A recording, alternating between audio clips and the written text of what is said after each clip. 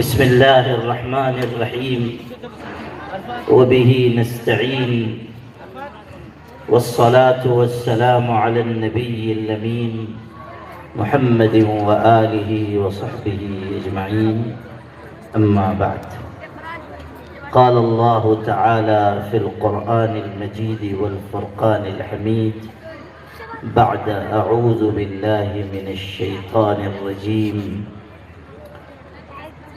قل هل يستوي الذين يعلمون والذين لا يعلمون صدق الله مولانا العظيم. وقال النبي صلى الله عليه وسلم كن عالما أو متعلما أو محبا أو مستمعا ولا تكن الخامس فتهلك أو كما قال عليه الصلاة والسلام. حضرات علماء کرام، بالخصوص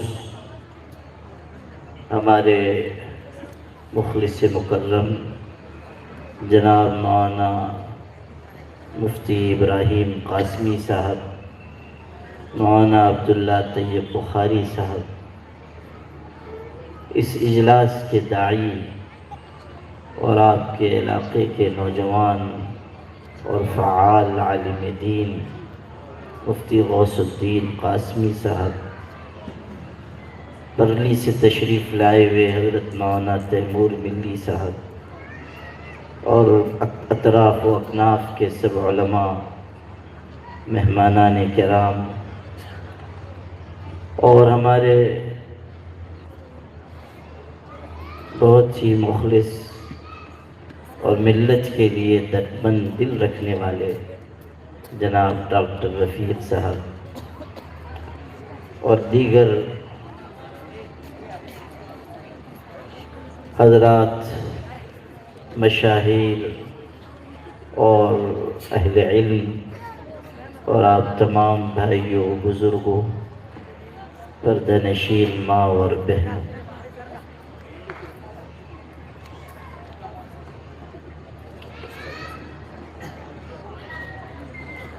آج کے اس اجلاس میں شرکت ذرا مشکل تھی، متواتر اسوار کا سلسلہ بھی تھا اور بہت پہلے سے تاریخیں دی ہوئی تھی، لیکن ڈاکٹر رفیق صاحب کا خلوص اور ان کی للہیت نے شاید یہ کشش پیدا کی کہ میں یہاں حاضر ہو جاؤں، اور ہمارے مخلص جناب مفتی غوث الدین صاحب سے ایسا محبت کا تعلق ہے کہ میں ان کو انکار نہیں کر سکا، اور اس کی سزا یہ جھیلی کہ رات ہی طویل سفر سے آیا اور پھر صبح سے غبار راہ کی طرح سفر کر رہا اور بھی بہت تھک گیا، لیکن میں نے سوچا کہ جب جانوروں کے ڈاکٹر صاحب اتنی اچھی تقریر کر سکتے ہیں تو مجھ کو بھی کچھ نہ کچھ عرض کرنا چاہیے۔ ایک تو ڈاکٹر صاحب کہیں دور دور سے ڈاکٹر نظر نہیں آتے، وہ تو انہوں نے غلطی سے کرتا پاجامہ نہیں پہنا، ورنہ ہم لوگ ان کو شیخ الحدیثی سمجھتے۔ اچھا ڈاکٹر تو ڈاکٹر جانے دیجئے، یہ انہوں نے راز تشت ازبام کیا کہ انسانوں کے نہیں جانوروں کے ڈاکٹر ہیں۔ غالباً انہوں نے پربھنی کی سرزمین پہ یہ کہنا اس لیے ضروری سمجھا ہو کہ میرے حلیے سے آپ حضرات یہ نہ سمجھیے کہ ہر کام شرافت ہی سے ہوگا، تو ان کے اس کہنے میں پربھنی کے لوگوں کے لیے دھمکی بھی چھپی ہوئی ہے۔ اور ماشاءاللہ اتنے خلوص سے اور ایسے درد سے انہوں نے باتیں کہی کہ دل پہ اثر ہوا، اور یہ ادارہ بھی اور دوسرے ادارے بھی ان کے حسن خدمت کی یادگار بھی ہیں اور شاہکار بھی ہیں۔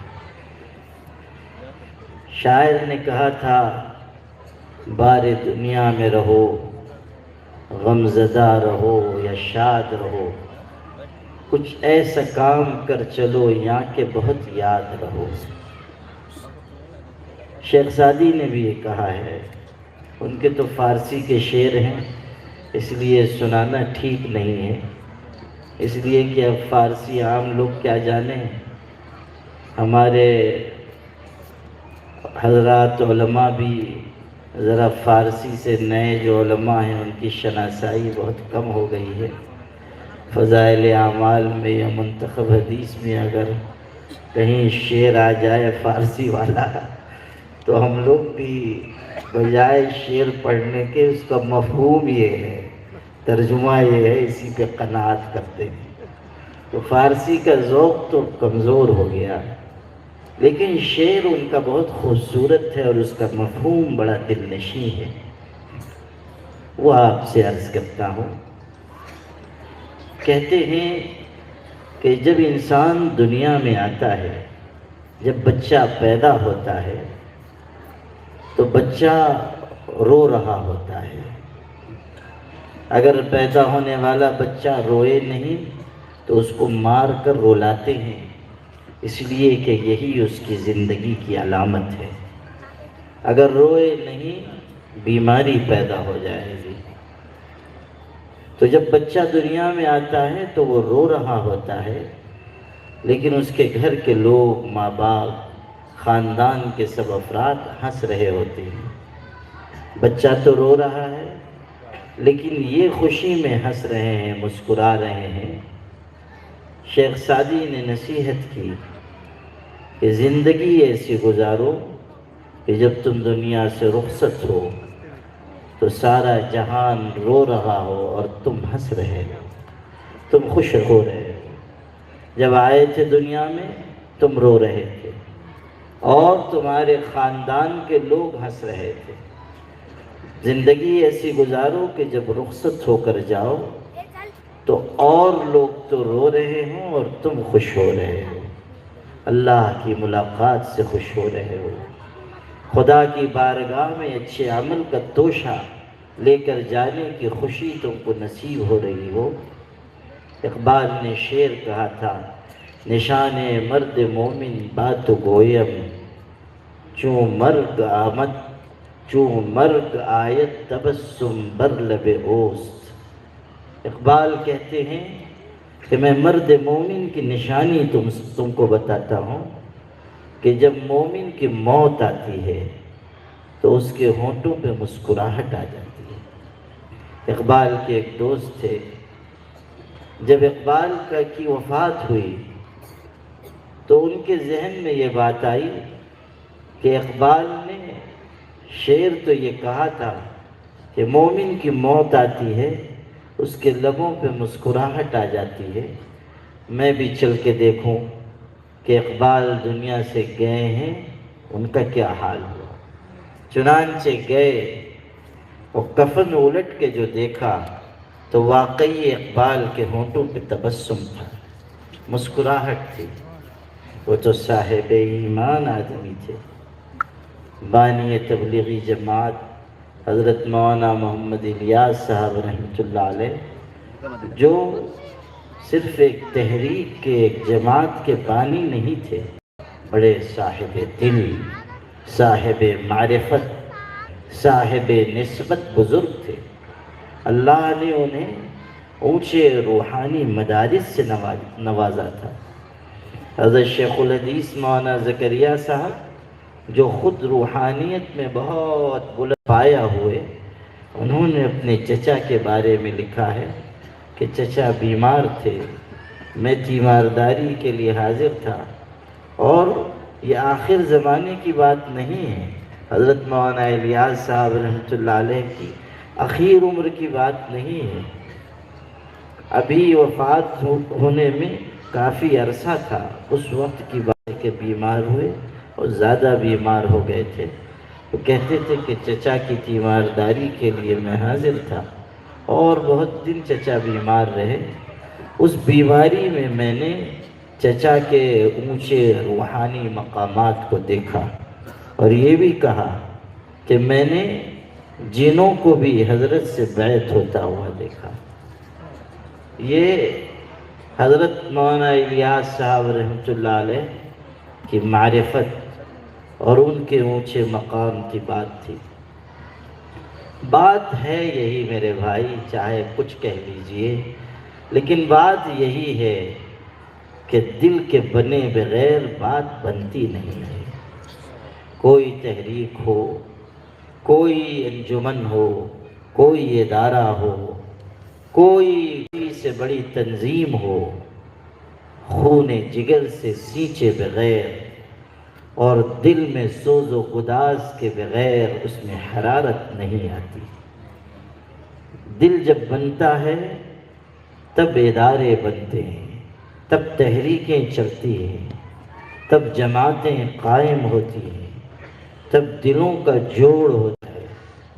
اور جب دل میں بگاڑ آتا ہے تو دلوں میں بھی فساد آ جاتا ہے، دل جڑنے کے بجائے دور ہونے لگ جاتے ہیں۔ اسی لیے یہ کہا ہے کہ دل بنے گا تو پھر تحریکوں میں رنگ آئے گا۔ ہمارے حضرت رحمۃ اللہ علیہ کہتے تھے کہ ہمیشہ یاد رکھنا، دن کی محنت کا سرا جب تک رات کے آنسوؤں سے جڑا رہے گا کام مستحکم رہے گا، اور جب رات کے آنسوؤں سے دن کی محنت کا سرا ٹوٹ جائے گا، کام چاہے جتنا زیادہ ہو بے وزن ہو جائے گا۔ اس کا استحکام، اس کی قوت، اس کی روح نکل جائے گی۔ رات کی تنہائی میں انسان اپنے پروردگار کی بارگاہ میں حاضر ہو اور اس وقت راز و نیاز کی باتیں کرے، یہ ہے اصل کرنے کا کام۔ ہمارے یہاں کے ایک بڑے شاعر ہیں، ان کا بہت خوبصورت شعر ہے، ندامت کے چراغوں سے بدل جاتی ہیں تقدیریں، ندامت کے چراغوں سے بدل جاتی ہیں تقدیریں، اندھیری رات کے آنسو خدا سے بات کرتے ہیں۔ جب انسان اللہ کی بارگاہ میں روتا ہے، اللہ کی مدد اترتی ہے، اداروں کی بنیادیں مضبوط ہوتی ہیں، انجمنوں میں رنگ آتا ہے۔ باطن ہیں بہت ایسے جو مشتعل نہیں ہیں، سب کے پہلو میں دل ہیں، سب اہل دل نہیں ہیں۔ انسان جب دل پہ محنت کرتا ہے تب رنگ چڑھتا ہے۔ اور جو بات میں عرض کر رہا تھا، رات کی عبادت کی، اللہ سے راز و نیاز کی، ایک اور بات یاد آ گئی اور بہت پیاری بات ہے، اس لیے سنا کر پھر مضمون مکمل کرتا ہوں۔ کسی بزرگ سے کسی نے کہا، ہم لوگ بھی کہہ دیتے ہیں کہ حضرت اس وقت کی دعا میں یاد کیجئے گا، مخصوص وقت کی دعا میں یاد کیجئے گا۔ تو ایک صاحب نے ایک بزرگ سے کہا کہ حضرت رات کو جب خاص وقت ہو اس وقت کی دعا میں مجھے یاد کیجئے۔ ان بزرگ نے فرمایا، اس خاص وقت پر خدا کی لعنت جس میں تم یاد آؤ۔ بڑی معرفت کی بات ہے اور گہری بات ہے۔ اس خاص وقت پر خدا کی لعنت جس میں تم یاد آؤ، یعنی وہ خاص وقت ہی کیا جس میں تم یاد آؤ۔ خاص وقت وہ ہے کہ جس میں انسان کسی اور کو نہیں، صرف اپنے اللہ کو یاد کرے۔ خاص وقت وہ ہے کہ جس میں ہر ذکر دل سے نکل جائے سوائے ذکر الہی کے، ہر تذکرہ مٹ جائے۔ آئی ان کی یاد تو آتی چلی گئی، ہر نقش ما سوا کو مٹاتی چلی گئی۔ خاص وقت وہ ہے کہ جب ہر یاد نکل جائے اور صرف اللہ کی یاد باقی رہے، کوئی ذکر نہیں، کوئی تذکرہ نہیں، بلکہ انسان جب اونچے درجے تک پہنچتا ہے اور محنت کرتا جاتا ہے تو حال یہ ہوتا ہے کہ صرف دوسروں کو نہیں اپنے آپ کو بھی بھول جاتا ہے۔ حضرت مولانا شاہ عبد الغنی پھول پوری رحمۃ اللہ علیہ بہت بڑے بزرگ تھے۔ وہ بہت جلد اٹھ جاتے تھے تہجد کے لیے، اور اس وقت سے لے کر اشراق تک مشغول ہوتے تھے، اور کسی کو ملنے کی اجازت نہیں ہوتی تھی۔ ایک دن ان کے منشی جی کسی ضروری کاغذ پہ دستخط لینے فجر کے بعد چلے گئے۔ حضرت خلوت میں تھے اور محو ذکر تھے، اور گھنٹوں گزر چکے تھے اللہ کی یاد میں۔ تو انہوں نے کاغذ پیش کیا، معافی بھی مانگی کہ حضرت وہ ضروری کاغذ تھا اس لیے آنا پڑا، آپ دستخط کرتے ہیں اور میں رخصت ہوں۔ تو کاغذ پیش کر دیا اور قلم حضرت کو دیا۔ اب وہ قلم لے کر کاغذ کو دیکھ رہے ہیں، دستخط ہی نہیں کرتے۔ تو دیر ہونے لگی، تو منشی جی نے کہا کہ حضرت دستخط فرما دیں، میں کاغذ لے کے چلا جاؤں۔ تو انہوں نے بڑی معصومیت سے منشی جی سے پوچھا، منشی جی میرا نام کیا ہے؟ نام یاد نہیں آ رہا ہے کہ دستخط کر دوں۔ تو انہوں نے کہا کہ آپ کا نام عبد الغنی ہے۔ تب انہوں نے دستخط فرمایا۔ یہ ہے محویت، یہ ہے انہماک، یہ ہے اللہ کی یاد میں اپنے آپ کو مٹا دینا۔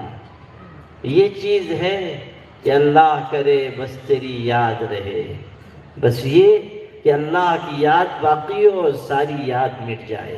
اب سنیے وہ بات، حضرت مولانا محمد الیاس صاحب رحمۃ اللہ علیہ نے بھی بہت ذکر کیا تھا اور بزرگوں کی صحبت میں رہے تھے۔ حضرت گنگوہی کا فیض پایا تھا، اس لیے ان کے دل کی حالت بڑی بلند تھی، اسی لیے ان کے دل میں وہ درد تھا، وہ سوز تھا، ملت کے لیے وہ تڑپ تھی، امت کی وہ کڑھن تھی جس نے انہیں علماء میں اپنے معاصرین میں ممتاز بنایا۔ وہ تڑپ، وہ کڑھن جو انہیں راتوں کو بے چین رکھتی تھی۔ کسی کی شب وصل ہنس کر کٹے ہے کہ کسی کی شب ہجر رو کر کٹے ہے، میری شب بھی الہی عجیب شب ہے، نہ ہنس کر کٹے ہے نہ رو کر کٹے ہے۔ یہ ان کے دل کا درد تھا اور یہ تڑپ ان کی تھی، اور ان کے روحانی مقام کی بلندی کا ہمیں کیا اندازہ۔ جو ان کو جانتے تھے انہوں نے بتایا کہ کیسے بلند پایا انسان تھے۔ اب سنیے، حضرت مولانا الیاس صاحب رحمۃ اللہ علیہ علامہ اقبال کے بارے میں ایک دفعہ فرمانے لگے، ارے میاں اقبال کی داڑھی پہ بحث نہ کرو۔ اقبال کی نہیں تھی نا، تو کہنے لگے کہ اقبال کی داڑھی پہ نہ بحث کرو، مجھے وہ صاحب حال معلوم ہوتے ہیں۔ یہ سنانا تھا، اور اس لیے میں نے یہ بات نقل کی کہ یہ کسی عام شخص کی بات نہیں ہے، ایک بہت بڑے بزرگ کی بات ہے، ایک طرح سے ایک شہادت ہے علامہ اقبال رحمۃ اللہ علیہ کے لیے۔ اور یہ جو ان کا شعر ہے یہ بتاتا ہے کہ مومن اسی شان سے دنیا سے جاتا ہے کہ ہنستے ہوئے رخصت ہو رہا ہے، ہونٹوں پہ تبسم لیے ہوئے جا رہا ہے۔ نشان مرد مومن باتو گویم، چوں مرگ آیت تبسم بر لب اوس۔ جب موت آتی ہے تو اس کے ہونٹ پہ تبسم ہوتا ہے، مرگ موت کو کہتے ہیں۔ لیکن ہمارے مدرسے کے لوگ بھی بڑے عجیب ہیں، انہوں نے اس مصرے کو بدل دیا اور کہا چوں مرغ آیت تبسم بر لب اوس۔ مدرسے والے تو مدرسے والے ہی ہوتے ہیں، ہمارے مدرسے کے لوگوں کی ظرافت اور ذہانت کا کوئی مقابلہ نہیں کر سکتا۔ ایک حرکت کے بدلنے سے بات بدل گئی، تو کہا چوں مرغ آیت تبسم بر لب اوس۔ ایک پیر صاحب تھے، ذرا نقلی قسم کے پیر صاحب، ان کی عادت تھی وہ بغیر مرغ کے کھانا نہیں کھاتے تھے۔ جہاں جائیں اصلی مرغ، نقلی بھی نہیں چلے گا، تو اصلی مرغ۔ لیکن ایک دفعہ بیچارے گئے، غریب مرید تھا، اس کے ہاں انتظام نہیں تھا، اس نے انڈوں کا سالن پیش کر دیا۔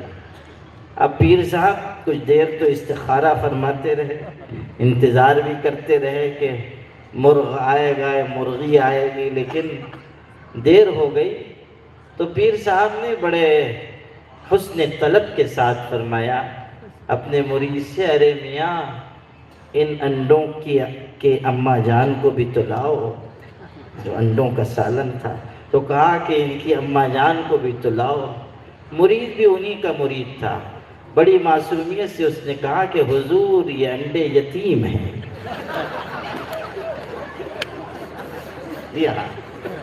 جیسا پیر ویسا مرید، جیسا راجہ ویسی پرجا، یہ اس نے کہا حضور انڈے یتیم ہیں، بات تمام ہوئی۔ میں نے یہ بات اس لیے شروع کی تھی کہ ہمارے ڈاکٹر رفیق صاحب ماشاءاللہ محنت کر رہے ہیں، آگے بڑھ رہے ہیں اور بڑے جذبے کے ساتھ کام کر رہے ہیں۔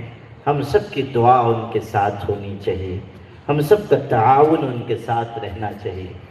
ابھی مفتی غوث صاحب نے مجھ کو بتایا اور مجھے بڑی خوشی ہوئی کہ ڈاکٹر صاحب اس دینی ادارے کو جس خلوص کے ساتھ اور اب جس جافشانی کے ساتھ اور جس جان و مال اور وقت کی قربانی کے ساتھ چلا رہے ہیں وہ لائق تحسین ہے۔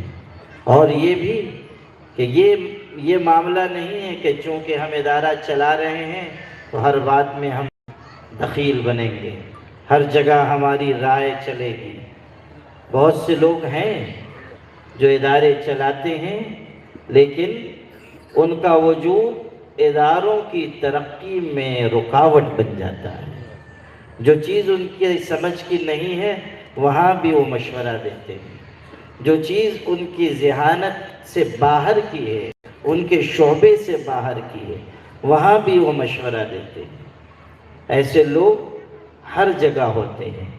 ہو سکتا ہے کہ پربھنی ایسی بابرکت جگہ ہو جہاں ایسی نورانی ہستیاں نہ ہوں، میں خوشگمانی کر سکتا ہوں، اس لیے کہ پربھنی ماشاءاللہ بزرگوں کی جگہ ہے، تو کوئی ہو سکتا ہے کہ ایسا کرشمہ یہاں ظہور پذیر ہوا ہو، لیکن ہم لوگوں کو تو جہاں تک تجربہ ہے وہ یہی ہے کہ آپ کا میدان نہیں، آپ کی فیلڈ نہیں، لیکن چونکہ آپ سرمایہ دار ہیں، چونکہ آپ منصب دار ہیں، اس لیے آپ مولویوں کو بھی مشورہ دیں گے، سمجھے یا نہ سمجھے۔ ہمارے یہاں مالیگاؤں میں ماشاءاللہ ایک چیف ٹرسٹی صاحب مدرسے کے وہ ملاحظہ فرما رہے تھے نظام الاوقات، ہمارے نظام الاوقات بنتا ہے نا، وہ ٹائم ٹیبل کون سے پیریڈ میں کون سی کتاب کون پڑھائے گا، کتنا دورانیہ ہوگا، تو پورا ٹائم ٹیبل بنا ماشاءاللہ۔ چیف ٹرسٹی صاحب نے اس کو ملاحظہ فرمایا تو اس میں ایک جگہ جو مفتی صاحب تھے ادارے کے، ان کے نام کے ساتھ کتابیں لکھی تھی، یہ کتاب یہ کتاب یہ کتاب، اور پھر لکھا ہوا تھا دارالافتاء، اور اس کا دورانیہ 2 پیریڈ لکھا ہوا تھا۔ تو دارالافتاء انہوں نے جو ملاحظہ فرمایا تو صدر مدرس کو بلا کے بڑے روب داب سے فرمانے لگے کہ سب لوگ ایک ایک پیریڈ میں ایک ایک کتاب پڑھا رہے ہیں، یہ 2 پیریڈ میں ایک کتاب کیسے پڑھائیں گے؟ دارالافتاء یہ کتاب 2 پیریڈ میں کیسے پڑھائیں گے؟ اب بتائیے آپ، یہ ہے ماشاءاللہ دارالافتاء نامی کتاب 2 پیریڈ کیسے پڑھائی جا رہی ہے، اس پہ ان کو اعتراض۔ تو ایسی ہستیاں بھی ہیں مبارک ماشاءاللہ، اور ایسے لوگوں کی وجہ سے اداروں کی ترقی رک جاتی ہے۔ جو آپ کا شعبہ ہے اس میں آپ رہیے، جو علماء کی ذمہ داری ہے ان کو کام کرنے دیجیے، اور علماء کرام کے پیچھے پیچھے چلیے۔ یہ نہیں کہ ہم علماء کرام سے بھی 2 قدم آگے چلنا چاہیں۔ اور صرف میں یہ نہیں کہتا ہوں، علماء سے بھی کہتا ہوں کہ میرے بھائی ہمیں بھی اپنی ذمہ داری پوری دیانت اور امانت کے ساتھ ادا کرنی چاہیے۔ ہم بھی تدریس میں، تربیت میں، نسلوں کو بنانے میں، سنوارنے میں کوئی کمی نہ چھوڑیں، ہماری طرف سے کسی طرح کی کوئی غفلت نہ ہو۔ ابھی میں نے ذکر کیا حضرت مولانا زکریا صاحب کا، حضرت مولانا الیاس صاحب کا، ان دونوں کے پیر تھے حضرت مولانا خلیل احمد سہارنپوری رحمۃ اللہ علیہ، وہ مظاہر علوم میں پڑھاتے تھے، پڑھا رہے تھے، ان کے ایک رشتہ دار ملنے کے لیے آئے۔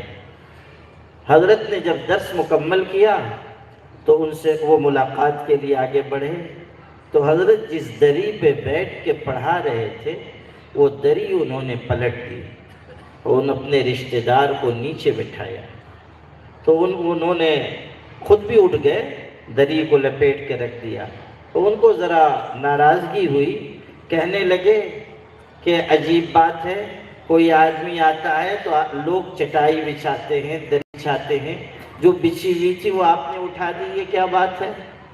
تو حضرت مولانا خلیل صاحب نے فرمایا کہ آپ ناراض نہ ہو، یہ دری مجھ کو مدرسے نے بچوں کو پڑھانے کے لیے دی ہے، رشتہ داروں کو بٹھانے کے لیے نہیں دی ہے، اس لیے میں نے دری اٹھا دی۔ آپ میرے رشتہ دار ہیں، مجھ سے ملاقات کے لیے آئے ہیں، اس لیے اس پہ بیٹھ کے یا آپ کو بٹھا کے میں ملاقات نہیں کرنا چاہتا ہوں، اس لیے میں نے دری اٹھا دی۔ تقویٰ دیکھیے، احتیاط دیکھیے، آپ اندازہ کیجئے کہ کتنی باریک نگاہ تھی۔ اور صرف یہ نہیں، یہ احتیاط تو اپنی جگہ، جب حضرت ہجرت کر کے مدینہ منورہ تشریف لے گئے تو جتنی تنخواہ انہوں نے مدرسے سے لی تھی پوری زندگی، اس کا حساب لگا کر انہوں نے وہ پوری تنخواہ مدرسے کو واپس کر دی۔ یہ بھی ان کی احتیاط کی بات تھی، ان کے تقویٰ کی بات تھی، ان کی دیانت کی بات تھی۔ مدارس کی تاریخ امانت کی تاریخ ہے، مدارس کی تاریخ دیانت کی تاریخ ہے، مدارس کی تاریخ تقویٰ و طہارت کی تاریخ ہے۔ اگر ہم اپنے اکابر اور بڑوں کے راستے پر نہیں چل رہے ہیں تو ہمیں کوئی حق نہیں ہے کہ ہم اپنے آپ کو ان کا وارث کہیں، ہم یہ کہیں کہ ہم ان کے راستے پہ چلنے والے ہیں، ہرگز نہیں۔ جب تک ہمارے اندر احتیاط نہیں، تقویٰ نہیں، پاکیزگی نہیں، ہمارے اندر نسلوں کی تربیت کا جذبہ نہیں، ہم اپنے بڑوں کے وارث نہیں بن سکتے۔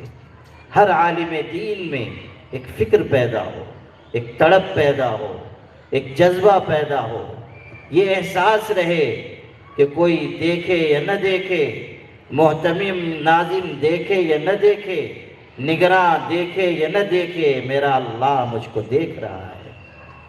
یہ عالم دین میں، مدرس میں، معلم میں احساس آئے کہ اللہ مجھ کو دیکھ رہا ہے، وہ دیکھ رہا ہے کہ میں پڑھا رہا ہوں یا نہیں، وہ دیکھ رہا ہے کہ میں وقت صحیح استعمال کر رہا ہوں یا نہیں، وہ دیکھ رہا ہے کہ میری نیت درست ہے یا نہیں، میرا مقصد تدریس مال ہے یا معال ہے، میرا اللہ دیکھ رہا ہے۔ میرا مقصد تدریس عزت و وجاہت ہے یا اللہ کی رضا ہے، اللہ دیکھ رہا ہے۔ یہ احساس ہم میں سے ہر عالم کے دل میں آنا چاہیے۔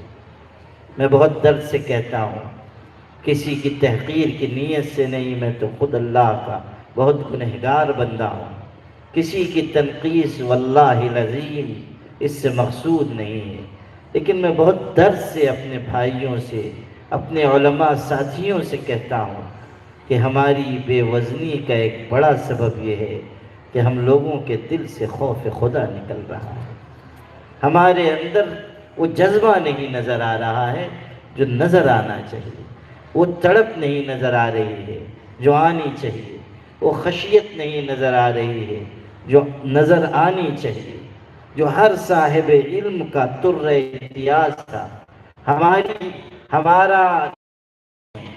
ہمارا نشان امتیاز دنیا پر مشہور ہو جانا نہیں ہے، ہمارا نشان امتیاز سینکڑوں لوگوں کا ہمارے آگے پیچھے چلنا نہیں ہے،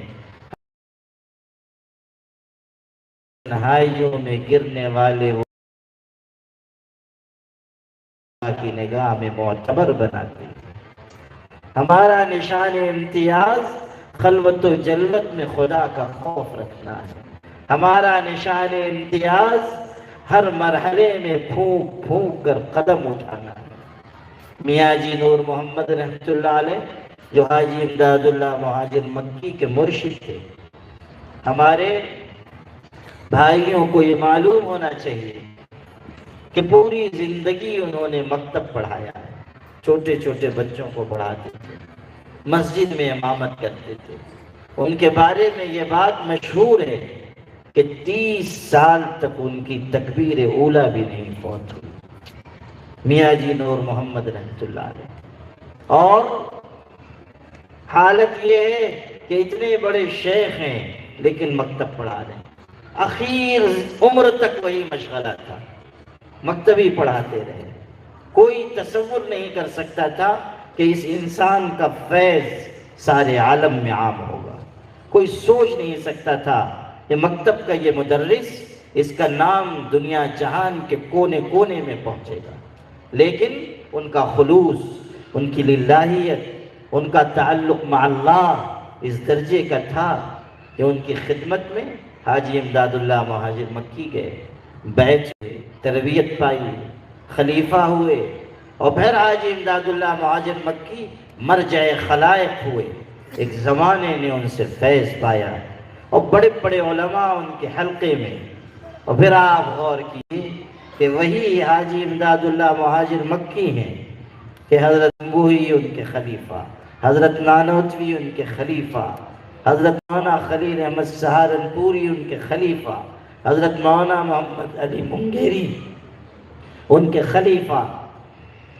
ندوۃ العلماء کے بانی ہیں حضرت منگیری، ان کے خلیفہ ہیں. دیوبند کے بانی ہیں مولانا قاسم نانوتوی، ان کے خلیفہ.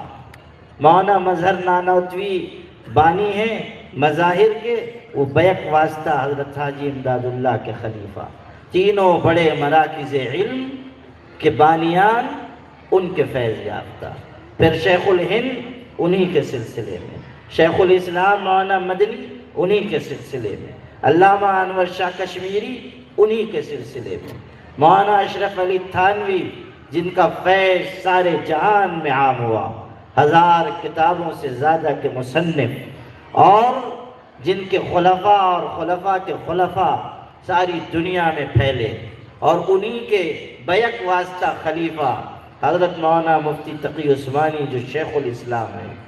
اور وہ دو واسطوں سے وہی حضرت میاں جی نور محمد کے سلسلے میں وہی میاں جی نور محمد جو مکتب کے استاد تھے. یہ آپ کو سنانا چاہتا ہوں کہ آپ غور کیجئے کہ بات کہاں سے چلی تھی اور کہاں پہنچی. سارے عالم میں آج میاں جی نور محمد کا فیض پہنچ رہا ہے، حالانکہ وہ ایک چھوٹے سے گاؤں کی چھوٹی سی مسجد کے امام تھے اور مکتب کے استاد تھے. اللہ تعالیٰ دل کو دیکھتا ہے، اللہ تعالیٰ اپنے بندے کی نیت کو دیکھتا ہے. کہاں تک بات پہنچی آپ اندازہ کیجیے. اور ایسا نہیں کہ کوئی معمولی آدمی تھے، وہ چاہتے تو بہت مشہور ہوتے لیکن گمنام رہنا چاہا، مکتب میں مشغول رہنا چاہا. معمولی آدمی نہیں. سن لیجئے کیسی زبردست روحانی شخصیت تھی ان کی. مکتب پڑھا رہے تھے، بچوں کو، چھوٹے چھوٹے بچوں کو پڑھا رہے ہیں، اور کچھ لوگ آئے بیعت ہونے کے لیے آئے تو حضرت ان کو حجرے میں لے کر گئے. بچوں سے کہا حضرت تم لوگ پڑھتے رہو، میں ابھی آیا. اور حجرے میں گئے اور بچوں کو، وہ جو آئے تھے بیعت ہونے والے، ان کو بیعت کیا. اس کے بعد آنکھ بند کر کے توجہ دینے لگے. مریدین بیٹھے ہیں، آنکھ بند کر کے ذرا توجہ ڈالنے لگے. تو بچے ہی ہوتے ہیں، طالب علم تو طالب علم جیسی مخلوق کائنات میں پیدا نہیں ہوئی. عجیب، ایک سے ایک ماشاءاللہ. ہم لوگ تو سب مدرسے میں پلے بڑے ہیں، خوب تجربات ہیں. میں مدرسہ اشرف المدارس ہردوئی میں پڑھتا تھا، وہاں بہت نظم و ضبط حضرت شاہ ابرار الحق صاحب کے زمانے میں نے پڑھا ہے. اور حضرت مجھ پہ بڑے شفیق بھی تھے.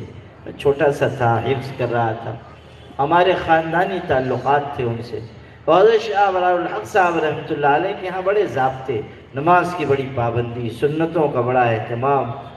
تو حضرت شاہ ابرار الحق صاحب کے مدرسے میں اتنی ضابطے کی پابندی، نماز کی پابندی. لیکن ہمارا ایک ساتھی تھا، درجے کا ساتھی، نماز کا بڑا چور.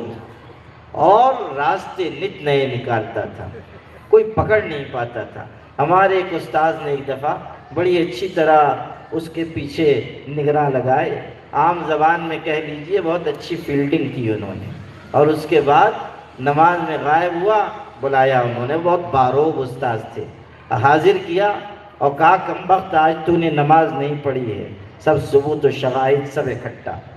اس نے پوری خود اعتمادی سے کہا، یہ دیکھیے طالب علم کیا ہوتا ہے، اس نے پوری خود اعتمادی سے کہا کہ جی نہیں، نماز پڑھی ہے اور جماعت سے پڑھی ہے، مسجد میں پڑھی ہے۔ بعض لوگ جھوٹ بولنے میں بھی اتنے پورے اعتماد ہوتے ہیں کہ سچ بولنے والا ذرا سر جھکا لیتا ہے۔ جی ہاں، اور اگر آپ کو یہ ادا نہیں آتی ہو تو دلی والوں سے سیکھ لیجئے، اگر آپ نے نہ سیکھی ہو تو آپ سیکھ لیجئے دلی والوں سے۔ جھوٹ بھی بولتے ہیں تو اس طرح سر اٹھا کر کہ آدمی ایک دفعہ خود تذبذب میں پڑ جائے کہ کہیں مجھے غلط فہمی تو نہیں ہو گئی۔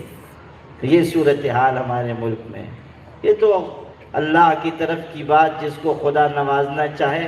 ہمارے ملک میں تو ایسے ایسے وزیر ہو گئے کہ ماشاءاللہ جنہوں نے پہلے بی اے کیا پھر میٹرک پاس کیا، ماشاءاللہ۔ جی ہاں، یہ بھی حادثہ ہماری ملک میں ہوا ہے اللہ کے کرم سے، اور بہترین وزیران با تدبیر ہیں ماشاءاللہ۔ اگر کاغذ دے دیجئے دیکھ کے پڑھ نہیں سکتے ہیں، اور ہیں کیا؟ وزیر خوش تدبیر، سبحان اللہ۔ کیسے کیسے کیسے کیسے ہو گئے، یہ صورتحال ہے۔ خیر، آپ کو یہ سنا رہا تھا، اس نے کہا جی نہیں میں نے تو نماز پڑھی۔ حافظ صاحب نے کہا کہ نہیں، اس نے کہا کہ پڑھی، کہا گواہ پیش کرو۔ گواہ، مسجد میں نماز پڑھی تو گواہ تو ہوگا نا، لوگوں نے دیکھا تو ہوگا نا۔ اس نے بڑی معصومیت سے کہا میں کوئی اتنا مشہور آدمی نہیں ہوں کہ لوگ مجھ کو دیکھیں، مسجد میں اگر آیا تو میں کوئی ایسا خاص نہیں ہوں کہ سب مجھ کو دیکھیں۔ اچھا، تو حافظ صاحب بھی تو حافظ صاحب تھے، کہنے لگے اچھا ٹھیک، نماز تو نے پڑھی تو دائیں بائیں دو آدمی تو تجھ کو دیکھنے والے ہوں گے نا، ایک دائیں طرف ایک بائیں طرف، ان کو پیش کر گواہ۔ اس نے کہا حضرت میں صف کے بالکل کنارے پہ تھا، ادھر دیوار تھی، بائیں طرف دیوار۔ حافظ جی نے کہا اچھا دائیں تو کوئی رہا ہوگا کمبخت، ادھر دیوار تھی، ایسا تو نہیں ہوگا کہ دائیں بھی دیوار اور بائیں بھی دیوار، تو دائیں کون تھا؟ اس نے کہا شکیل نابینا تھا۔ ہمارا ایک ساتھی تھا نابینا، کہا شکیل نابینا تھا۔ ہے کوئی توڑ اس دلیل کا؟ بائیں دیوار تھی، دائیں شکیل نابینا تھا، ہو گئی بات مکمل۔ تو یہ ہے طالب علم، طالب علم کی جو ذہانت ہے اس کا کوئی جواب نہیں ہے۔ تو میرے بھائی کہنے کی بات یہ ہے کہ ہماری جو طالب علمانہ جہتیں ہیں عجیب و غریب ہیں، اور اس کے قصے بہت سے ہیں، اگر میں اس کو سنانے لگوں گا تو بہت بات لمبی ہو جائے گی۔ وہ قصہ سن لیجئے جو سنا رہا تھا۔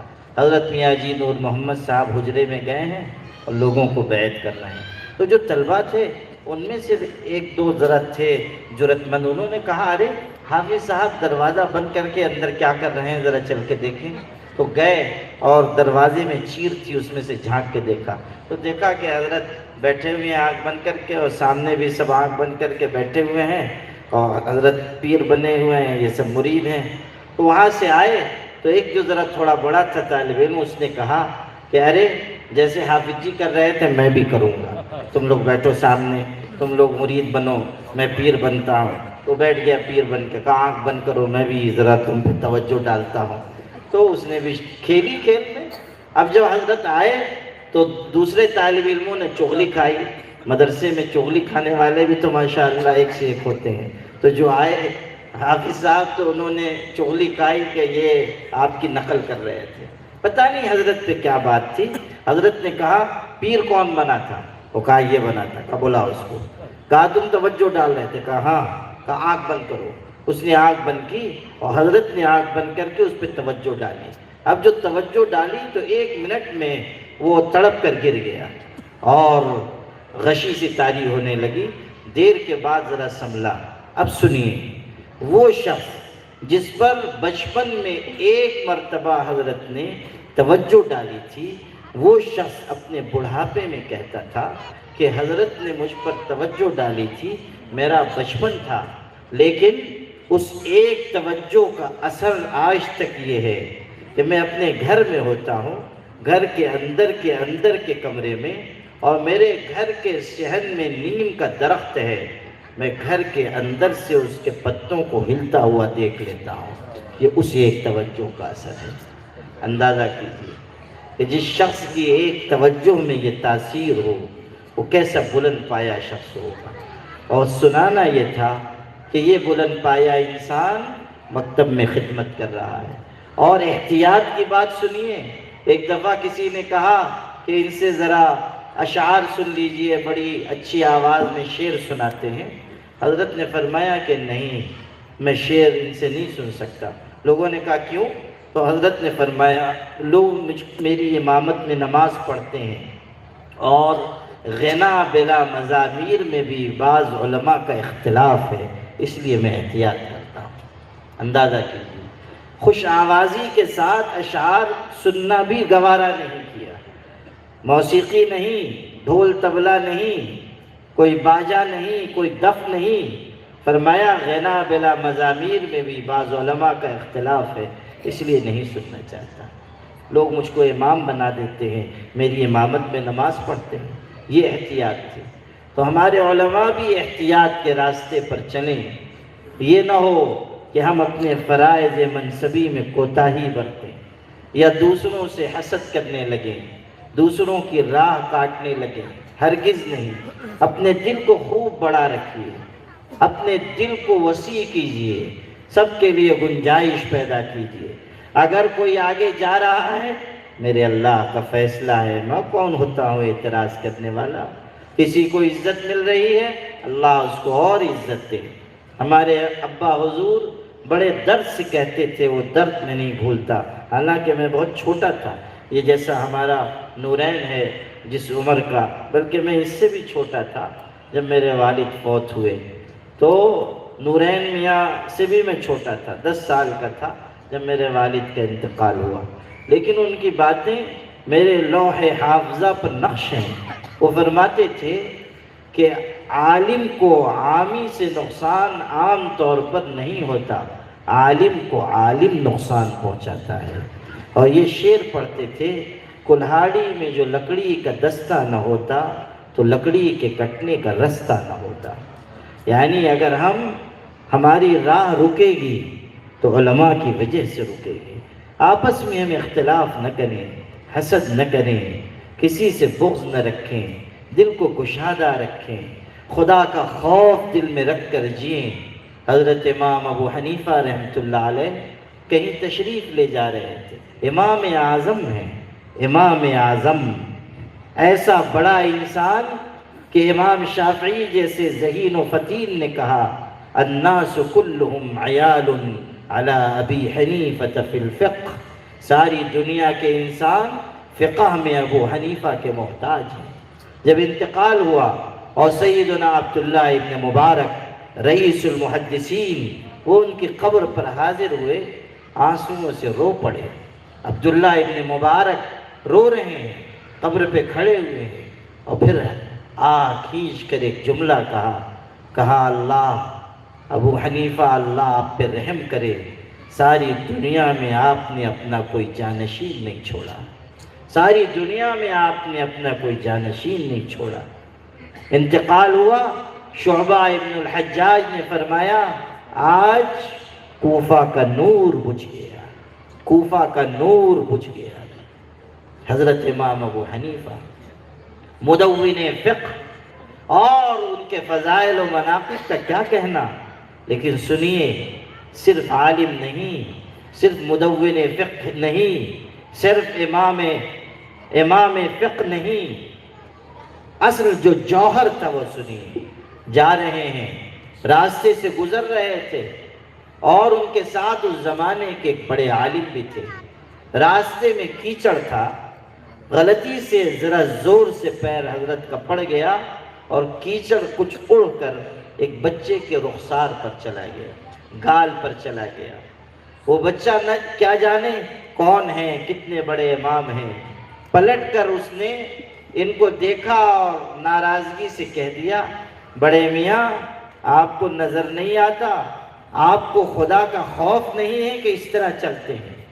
بس جیسے ہی یہ جملہ کہا کہ آپ کو اللہ سے ڈر نہیں لگتا، اتنا سننا تھا کہ امام ابو حنیفہ غش کھا کر گر گئے، بے ہوش ہو گئے۔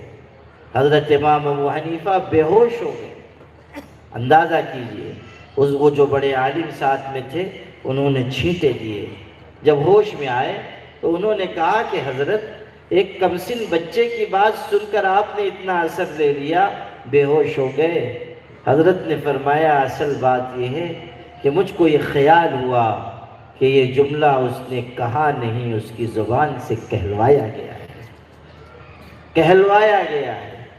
اللہ سے تجھ کو ڈر نہیں لگتا، خدا سے تجھ کو خوف نہیں آتا۔ اندازہ کیجئے علم ہو تو ایسا ہو، علم اور خشیت کا جوڑ ہے۔ یہی ابو حنیفہ ہیں، رات کو نماز پڑھنے کے لیے گئے، محلے کی مسجد میں نماز پڑھی، امام نے سورہ اذا زلزلت تلاوت کی اور قیامت کی یاد تازہ ہوئی، حضرت آنسوؤں سے رو پڑے، ساری نماز میں روتے رہے۔ نماز ہو گئی تو اپنی داڑھی پکڑ کر صف میں بیٹھ گئے اور کہتے تھے، نعمان ثابت کے بیٹے نعمان، قیامت کے دن تیرا کیا ہوگا؟ جب ذرہ برابر نیکی بھی آئے گی، ذرہ برابر بدی بھی لائی جائے گی، تو کیسے اللہ کے عذاب سے بچے گا؟ بار بار آیت دہراتے تھے اور داڑھی ہاتھ میں پکڑ کر روتے جاتے تھے، رو رہے ہیں، اپنے آپ کو ملامت کر رہے ہیں۔ دیر ہو گئی، قدموں کی آہٹ سنائی دی تو اندازہ ہوا کہ شاید مؤذن آئے ہیں چراغ بجھانے کے لیے، دیر ہو گئی ہے عشاء کے بعد۔ تو سر اٹھا کر دیکھا اور مؤذن صاحب سے کہا، شاید آپ چراغ بجھانے آئے ہیں، آپ بجھا کر چلے جائیں، میں بھی بیٹھوں گا۔ مؤذن نے کہا، حضرت میں چراغ بجھانے نہیں آیا، میں فجر کی اذان دینے کے لیے آیا ہوں، فجر کا وقت ہو گیا ہے، فجر کی اذان دینے کے لیے آیا ہوں۔ پوری رات گزر گئی اور ان کو احساس بھی نہیں، رو رہے ہیں، اللہ کے آگے تڑپ رہے ہیں، گڑ گڑا رہے ہیں، آخرت کے سلسلے میں اپنا احتساب کر رہے ہیں۔ یہ ہے علم اور خشیت کا جوڑ۔ تو ہمیں یہ سمجھنا ہوگا کہ ہم بھی بحیثیت عالم اس راستے پر چلیں جو خشیت کا راستہ ہے۔ یہی راستہ کامیابی کا، عالم کے لیے بھی، عامی کے لیے بھی۔ یہ نہیں کہ عام لوگوں کی چھٹی ہے، نہیں، اللہ سے ڈر یہی ہمارے لیے فوز و فلاح اور کامیابی کی بنیاد ہے۔ ڈر نکل گیا تو سمجھیے ساری مایا لٹ گئی۔ آپ نے نہیں دیکھا کہ صورتحال یہ ہے کہ دنیا کے بڑے بڑے علم رکھنے والے، سائنس کے میدان میں ترقیات کا اور اپنی امتیاز کا نقش قائم کرنے والے، آج ان کے بارے میں جو دستاویزات سامنے آ رہی ہیں، جیفری ایپسٹین کے نام سے ایک شخص جو بدنام زمانہ ہے، بہت ہی بڑا مجرم، بہت بڑا زانی، بہت بڑا قاتل، انسانیت کا بہت بڑا سفاک مجرم، اس کے دستاویزات ہیں۔ اس نے جزیرہ بسا رکھا تھا اور وہاں سائنسداں بھی جا رہے ہیں، بڑے بڑے جادوگر بھی جا رہے ہیں، امریکہ کے صدر بھی جا رہے ہیں، کچھ مسلم ملکوں کے بھی حکمراں جا رہے ہیں، اور یہ شہزادہ، وہ شہزادہ، یہ ہستی، وہ ہستی، وہ کرکٹ کھیلنے والا، وہ فلم میں کام کرنے والا، اور یہ فلاں اور یہ فلاں، اور وہاں جا کر عیاشی کر رہے ہیں، وہاں جا کر بدماشی کر رہے ہیں، وہاں جا کر نابالغ لڑکوں اور لڑکیوں کے ساتھ جنسی مجرمانہ عمل کر رہے ہیں، اور صرف یہ نہیں کہ زیادتی کر رہے ہیں۔ اتنی دردناک بات ہے کہ اس کو نقل کرنے میں بھی جسم کے رونگٹے کھڑے ہو جاتے ہیں کہ انہی بچوں اور بچیوں کو اپنے شیطانوں کے قدموں میں لے جا کے خون میں نہلا رہے ہیں، قتل کر رہے ہیں، ان کو پکا کر کھا رہے ہیں، ان کو جلا رہے ہیں اور جلا کر کھا رہے ہیں، پکا کر کھا رہے ہیں یا کچا گوشت ان کا چبا رہے ہیں۔ یہ سب دستاویزات آ چکی ہیں اور کوئی انکار نہیں کر سکتا کہ یہ فیک چیزیں ہیں، جعلی چیزیں ہیں۔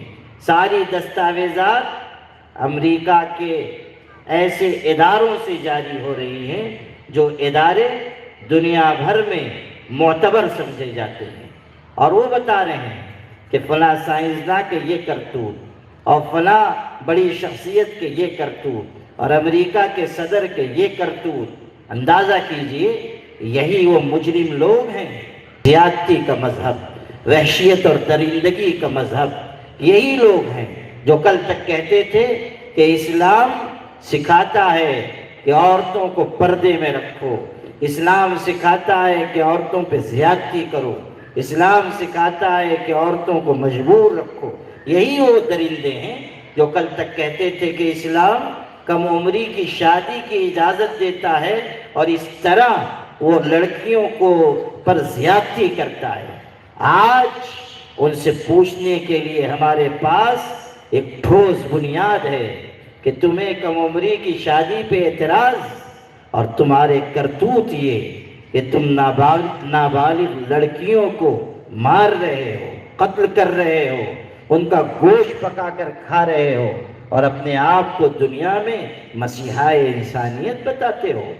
تم کو کیا منہ ہے کہ تم اسلام کی تعلیم پہ اور اسلام کے صاف شفاف کردار پہ انگلی اٹھاؤ؟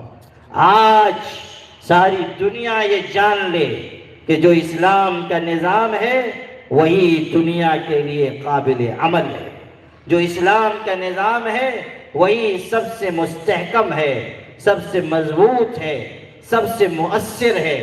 اور میں آپ سے ایک بات کہتا ہوں، اسے حاصل اجلاس سمجھ کر لے جائیے کہ دنیا چاہے کتنا ہی لمبا سفر کر لے، ترقیات، ایجادات، اکتشافات، دنیا میں سائنس اور ٹیکنالوجی کا جتنا عروج ہو جائے، لیکن یاد رکھیے دنیا کو اپنے لیے جائے پناہ اگر کہیں مل سکتی ہے وہ صرف ایک جگہ ہے، اور وہ محمد عربی صلی اللہ علیہ وسلم کا آستانہ ہے۔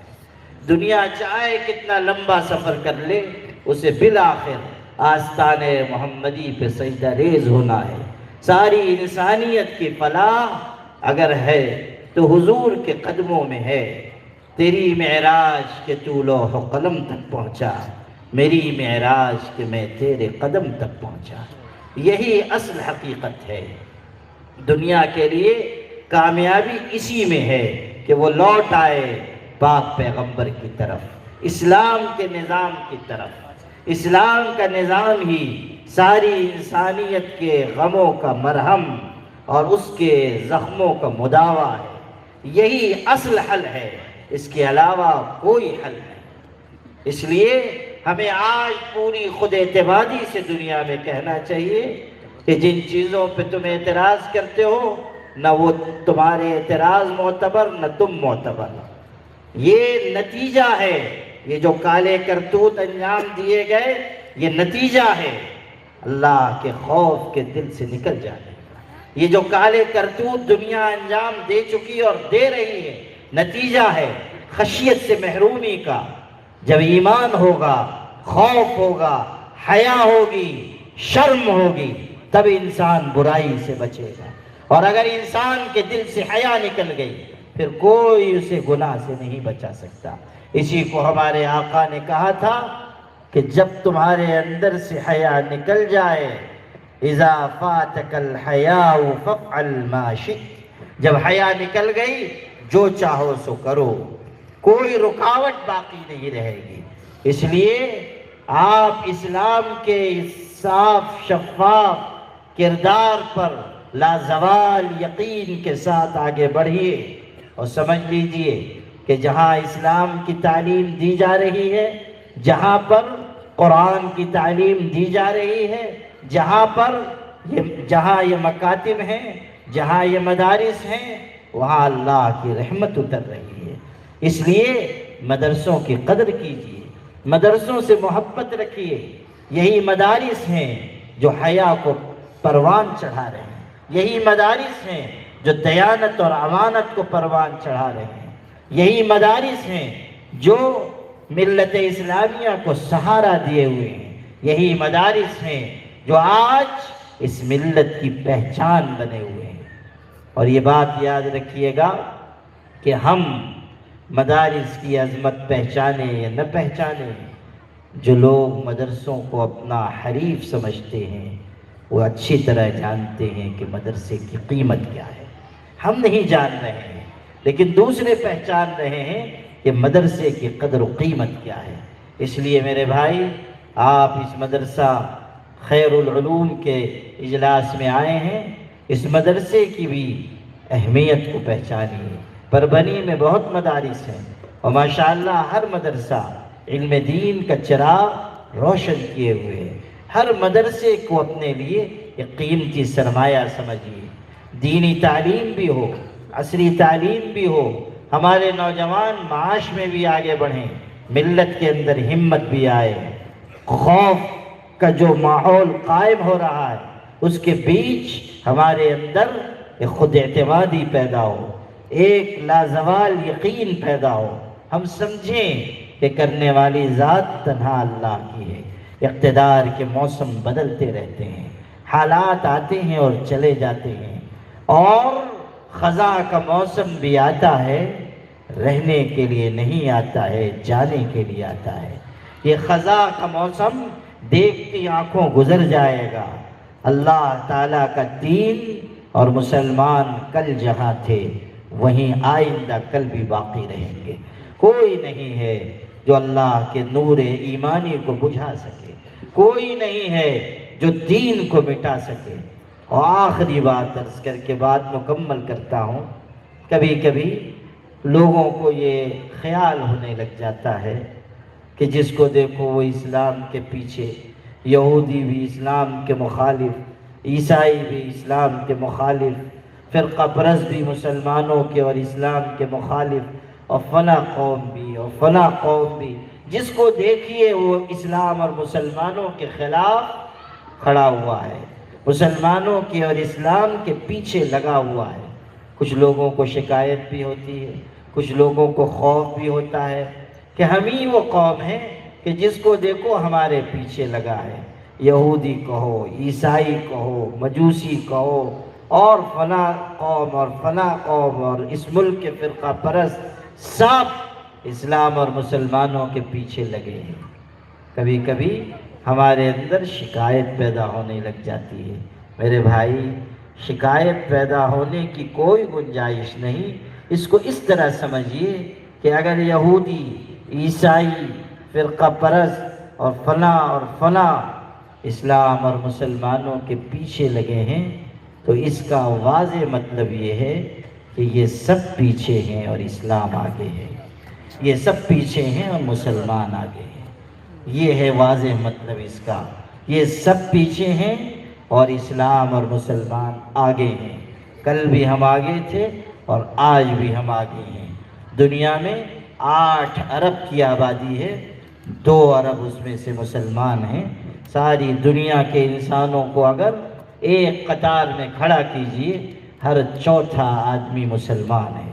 اور یہ بھی سن لیجئے کہ دنیا میں سب سے بڑا مذہب اس وقت عیسائیت ہے، یعنی ماننے والوں کی تعداد کے لحاظ سے عیسائیت۔ لیکن تجزیہ نگار لکھ رہے ہیں کہ عیسائیت سمٹ رہی ہے اور اسلام کے قدم بڑھ رہے ہیں۔ چند برسوں کے بعد دنیا یہ دیکھے گی کہ دنیا میں سب سے زیادہ جس مذہب کو ماننے والے لوگ ہیں وہ اسلام ہے۔ اسلام وہ ازلی اور ابدی صداقت ہے جو چھا جانے کے لیے بھیجی گئی ہے۔ یہ صداقت ہر طرف پھیلے گی، بڑھے گی، ہم زندہ رہیں یا نہ رہیں۔